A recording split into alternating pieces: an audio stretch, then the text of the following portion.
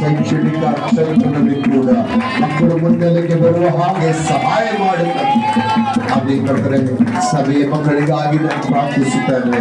ಎಲ್ಲ ಮಾನಸಿಕವಾದ, ಶಾರೀರಿಕವಾದ, ಆರ್ಥಿಕವಾದ ಎಲ್ಲ ಸಮಸ್ಯೆಗಳಿಂದ, ಎಲ್ಲ ತೊಂದರೆಗಳಿಂದ, ಎಲ್ಲ ಇಕ್ಕಟ್ಟುಗಳಿಂದ ಸ್ವಾಮಿ ಒಂದು ಬಿಡುಗಡೆಯನ್ನು ಕೊಟ್ಟು ಜಯೋತ್ಸವದೊಡನೆ ದೇವರೇ ನಡೆಸಬೇಕೆಂಬುದಾಗಿ ಈ ಸಮಯದಲ್ಲಿ ನಾನು ಪ್ರಾರ್ಥನೆ ಮಾಡುತ್ತೇನೆ ಸ್ವಾಮಿ. Hallelujah, hallelujah.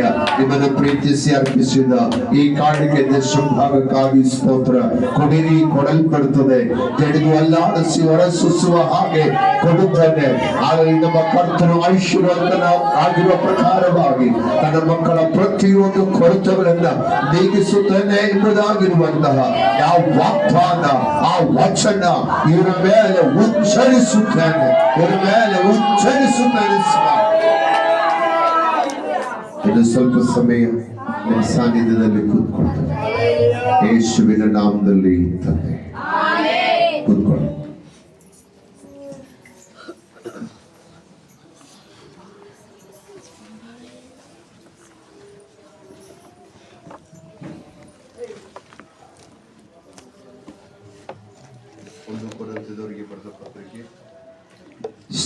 ಒಂದು ಕೊರಿಂಥದವರಿಗೆ ಬರೆದ ಪತ್ರಿಕೆ ಅದರ 15ನೇ ಅಧ್ಯಾಯ 57, 58ನೇ ವಚನಗಳು. First Corinthians chapter 15 verse 57, 58. ಆದರೆ ದೇವರು ನಮ್ಮ ಕರ್ತನಾದ ಯೇಸು ಕ್ರಿಸ್ತನ ಮೂಲಕ ನಮಗೆ ಜಯವನ್ನು ಕೊಟ್ಟಿದ್ದಾನೆ. ಆತನಿಗೆ ಸ್ತೋತ್ರ. ಆದದರಿಂದ ನನ್ನ ಪ್ರಿಯ ಸಹೋದರರೇ, ಸ್ಥಿರಚಿತ್ತರಾಗಿಯೋ ನಿಷ್ಫಲರಾಗಿಯೋ ಇರ್ರಿ. ನೀವು ಕರ್ತನ ಸೇವೆಯಲ್ಲಿ ಪಡುವ ಪ್ರಯಾಸವು ನಿಷ್ಫಲವಾಗುವುದಿಲ್ಲವೆಂದು ತಿಳಿದು ಕರ್ತನ ಕೆಲಸವನ್ನು ಯಾವಾಗಲೂ ಅತ್ಯಾಸಕ್ತಿಯಿಂದ ಮಾಡುವವರಾಗಿರ್ರಿ. 57ನೇ ವಾಕ್ಯದಲ್ಲಿ ಹೇಳ್ತಾ ಇದೆ, ಕರ್ತನಾದ ಯೇಸು ಕ್ರಿಸ್ತನ ಮೂಲಕ ನಮಗೆ ಜಯವನ್ನ ಕೊಟ್ಟಂತಹ ದೇವರಿಗೆ ಸ್ತೋತ್ರವಾಗಲಿ. ಹಾಲೆಲೂಯ. ಹಾಗಾದ್ರೆ ಜಯ ಯಾರಿಗಿರುವಂಥದ್ದು? ಜಯ ಯಾರಿಗೆ ಸಿಗುವಂತದ? ಜಯ ಯಾರಿಗೆ ದೇವರು ವಾಗ್ದಾನ ಮಾಡಿದ್ದಾರೆ?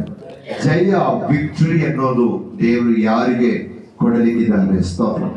ಯಾರು ಆಮೇಲೆ ಕಷ್ಟಗಳ ಮಧ್ಯದಲ್ಲಿ ಇರ್ತಾರೋ, ಯಾರು ಹಿಂಸೆಗಳ ಮಧ್ಯದಲ್ಲಿ ಇರ್ತಾರೋ, ಯಾರು ಪರೀಕ್ಷೆಗಳನ್ನ ಎದುರಿಸ್ತಾರೋ, ಯಾರು ಪರೀಕ್ಷೆಗಳ ಮಧ್ಯದಲ್ಲಿ ಹಾದು ಹೋಗ್ತಾರೋ ಅಂಥವರಿಗೆ ಇಟ್ಟಿರುವಂತದ್ದಾಗಿದೆ ಜಯ ಅನ್ನೋದು. ಪ್ರಿಯರ ಸ್ತೋತ್ರ. ಪರೀಕ್ಷೆ ಬರೀದೇ ಇರುವಂತವರಿಗೆ ಜಯ ಸಿಗ್ಲಿಕ್ಕೆ ಸಾಧ್ಯವಿಲ್ಲ. ಶೋಧನೆಗಳ ಮಧ್ಯದಲ್ಲಿ ಹಾದು ಹೋಗುವಂತವರಿಗೆ ಜಯ ಸಿಗಲಿಕ್ಕೆ ಸಾಧ್ಯನೇ ಇಲ್ಲ. ಯಾಕಂದ್ರೆ ದೇವರು ಜಯ ಪ್ರಾಮಿಸ್ ಮಾಡಿರುವಂತದ್ದು ಕಷ್ಟಗಳ ಮಧ್ಯದಲ್ಲಿ ಹಾದು ಹೋಗುವಂತವರಿಗೆ. ಯಾಕೋಬ ಪತ್ರಿಕೆಯಲ್ಲಿ ನಾವು ನೋಡುತ್ತೇವೆ, ಕಷ್ಟಗಳನ್ನ ಸಹಿಸುವಂತಹ ಮನುಷ್ಯನು ಧನ್ಯನಾಗಿದ್ದಾನೆ. ಪರಿಶೋಧಿತನಾದ ಮೇಲೆ ಜೀವವೆಂಬ ಜಯಮಾಲೆ ನಾನು ಅವನಿಗೆ ಕೊಡುತ್ತೇನೆ ಎಂಬುದಾಗಿ ಕರ್ತನಿಗೆ ಸ್ತೋತ್ರವಾಗಲಿ. ಆತ್ಮಿಕವಾಗಿ ಮಾತನಾಡ್ಬೇಕು. ಗಮನಿಸಿ, ಆತ್ಮಿಕವಾಗಿ ಮಾತಾಡ್ಬೇಕಾದ್ರೆ, ವಿಶ್ವಾಸಿಗಳಿಗೆ ಹೇಳ್ಬೇಕಾದ್ರೆ, ಯಾರಿಗೆ ದೇವರು ಜಯ ಇಟ್ಟಿದೆ ಅಂತ ಕೇಳಿದ್ರೆ ಚೆನ್ನಾಗಿ ಪ್ರಾರ್ಥನೆ ಮಾಡುವಂತ ದೈವ ಜನರಿಗೆ, ಉಪವಾಸ ಪ್ರಾರ್ಥನೆ ಮಾಡುವಂತ ಜನರಿಗೆ, ಆಮೇಲೆ ದೇವರು ಕೊಡುವಂತ ಪರೀಕ್ಷೆಗಳನ್ನ ಎದುರಿಸುವಂತ ತನ್ನ ಜನರಿಗೆ, ಹಾಲೆಲೂಯ, ದೇವರ ಮೇಲೆ ಆಸಕ್ತಿ ಇರುವಂತವರಿಗೆ ದೇವರು ಜಯವನ್ನ ವಾಗ್ದಾನ ಮಾಡಿದ್ದಾರೆ.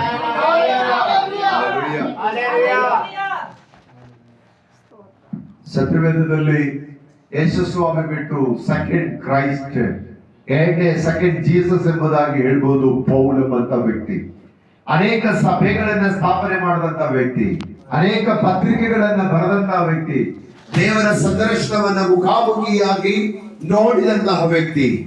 ಅವನೊಂದು ಸಾರಿ ಹೇಳ್ತಾ ಇದ್ದಾನೆ, ಶ್ರೇಷ್ಠವಾದ ಹೋರಾಟವನ್ನ ನಾನು ಮಾಡಿ ಮುಗಿಸಿದ್ದೇನೆ, ನೀತಿವಂತವರಿಗೆ ದೊರಕುವಂತ ಜಯಮಾಲೆ ನನಗೆ ನನ್ನ ಮುಂದೆ ಸಿದ್ಧವಾಗಿದೆ ಎಂಬುದಾಗಿ. ಹಾಲೆಲೂಯ. ಹಾಗಾದ್ರೆ ಶ್ರೇಷ್ಠವಾದ ಹೋರಾಟವನ್ನ ಪೂರ್ಣಗೊಳ್ಳುತ್ತದೆ. ಹಾಲೆಲೂಯಾ, ಸ್ತೋತ್ರ. ಬೇಸರಿಕೆ ಇಲ್ಲದ ಹಾಗೆ ಪ್ರಾರ್ಥನೆ ಮಾಡುವಂತಹ ತನ್ನ ಮಕ್ಕಳಿಗೆ ಇರುವಂತದಾಗಿದೆ ಜಯ ಅನ್ನೋದು. ಸ್ತೋತ್ರ. ಪರೀಕ್ಷೆಗಳು ಬರುವಾಗ ದೇವರೇ, ನನ್ನ ಜೀವಿತದಲ್ಲಿ ಯಾಕೆ ಈ ಕಷ್ಟ, ನನಗೆ ಮಾತ್ರ ಯಾಕೆ ಈ ಪರಿಶೋಧನೆ, ನನಗೆ ಮಾತ್ರ ಯಾಕೆ ಇಷ್ಟೊಂದು ಟೆಸ್ಟ್ಗಳನ್ನ ನಾನು ಅನುಭವಿಸ್ತಾ ಇದ್ದೇನೆ ಎಂಬುದಾಗಿ ದೇವರೊಟ್ಟಿಗೆ ಕೇಳುವಂತವರಿಗೆಲ್ಲ ಅದನ್ನ ಚೆನ್ನಾಗಿ ಅನುಭವಿಸುವಂತವರಿಗೆ ಅವುಗಳ ಮಧ್ಯದಲ್ಲಿ ಹಾಲೆಲೂಯಾ ಪ್ರಾರ್ಥಿಸಿ ನಂಬಿಕೆ ನಿರೀಕ್ಷೆಯಿಂದ ಇರುವಂತಹ ದೇವ ಜನರು, ನೀತಿವಂತರು ಬಿದ್ದರು ಅವ್ರು ಎದ್ದೇಳುತ್ತಾರೆ ಎಂಬುದಾಗಿ ವಾಕ್ಯದಲ್ಲಿ ಹೇಳ್ತಾ ಇದೆ. ಅಂಥವರಿಗೆ ದೇವರು ಜಯ ಜಯ ಅನ್ನೋದು ಇಟ್ಟಿದ್ದಾರೆ. Hallelujah. ಅದಕ್ಕೆ ಒಂದು ಹಾಡುಗಾರ ಹೇಳ್ತಾ ಇದ್ದಾನೆ, ಜಯ ಕೊಡುವಂತಹ ದೇವರಿಗೆ ಸ್ತೋತ್ರ, ಜಯ ಕೊಡುವಂತಹ ದೇವರಿಗೆ ಕೋಟಿ ಕೋಟಿ ಸ್ತೋತ್ರವಾಗಲಿ ಎಂಬುದಾಗಿ. ಹಾಲೆಲೂಯಾ. ಪರಿಶೋಧನಾ ಮಧ್ಯದಲ್ಲಿ ಹಾದು ಹೋಗುವಂತ ವಿಶ್ವಾಸಿಯೇ ದೇವರು ನಿಮಗೆ ಜಯ ಇಟ್ಟಿದ್ದಾನೆ. ಎಕ್ಸಾಮ್ ಬರೆದ ತಕ್ಷಣ ರಿಸಲ್ಟ್ ಇರುವುದಿಲ್ಲ. ಎಕ್ಸಾಮ್ ಬರೆದ ತಕ್ಷಣ ವ್ಯಾಲ್ಯೂಯೇಷನ್ ಮಾಡುವುದಿಲ್ಲ. ವ್ಯಾಲ್ಯೂಯೇಷನ್ ಮಾಡುವುದಕ್ಕೆ ಒಂದು ಸಮಯ ಇದೆ. ರಿಸಲ್ಟ್ ಅನ್ನು ಅನೌನ್ಸ್ ಮಾಡುವುದಕ್ಕೆ ಸಮಯ ಇದೆ. ಇವತ್ತು ನೀವು ಅನುಭವಿಸುವಂತಹ ಪರೀಕ್ಷೆ ಪರಿಶೋಧನೆಗಳು ಅದು ವ್ಯಾಲ್ಯೂಯೇಷನ್ ಆಗಿ ರಿಸಲ್ಟ್ ಅನೌನ್ಸ್ ಮಾಡುವಂತಹ ಒನ್ ಡೇ ದೇವರು ನಮ್ಮ ಮುಂಬಾಗಿ ಇಟ್ಟಿದ್ದಾನೆ. Hallelujah. Hallelujah. Hallelujah. ಆ ರಿಸಲ್ಟ್ಗೋಸ್ಕರವಾಗಿ ಎದುರು ನೋಡುವಂತವರಾಗಿದ್ದೇವೆ. ಆ ಜಯಕ್ಕೋಸ್ಕರವಾಗಿ ಎದುರು ನೋಡುವಂತವರಾಗಿದ್ದೇವೆ. ಹಾಡಿಗಾರರು ಒಂದು ಹೇಳ್ತಾರೆ, ಕ್ರಿಸ್ತನಲ್ಲಿ ಜೀವಿಸುವೆ ನನಗೆಂದು ಜಯ ಜಯ, ಕ್ರಿಸ್ತನಲ್ಲಿ ಇರುವವರಿಗೆ ಜಯ, ಕ್ರಿಸ್ತನಲ್ಲಿ ಜೀವಿಸುವವರಿಗೆ ಜಯ, ಕ್ರಿಸ್ತನಲ್ಲಿ ನಿರೀಕ್ಷೆಯಲ್ಲಿ ಇರುವವರಿಗೆ ಜಯ.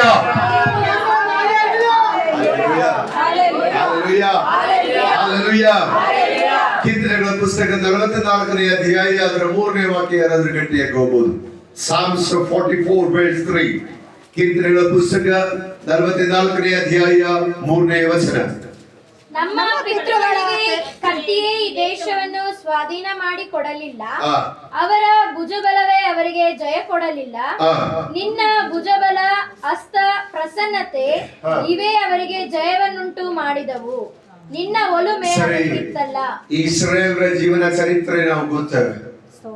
ಒಂದು ಗುಂಪು ಜನ ಚಿಕ್ಕ ಸಂಖ್ಯೆಯಲ್ಲಿ ಐಗುಪ್ತ ದೇಶದಲ್ಲಿ ಬಂದು ನೆಲೆಯಾಗುತ್ತೆ.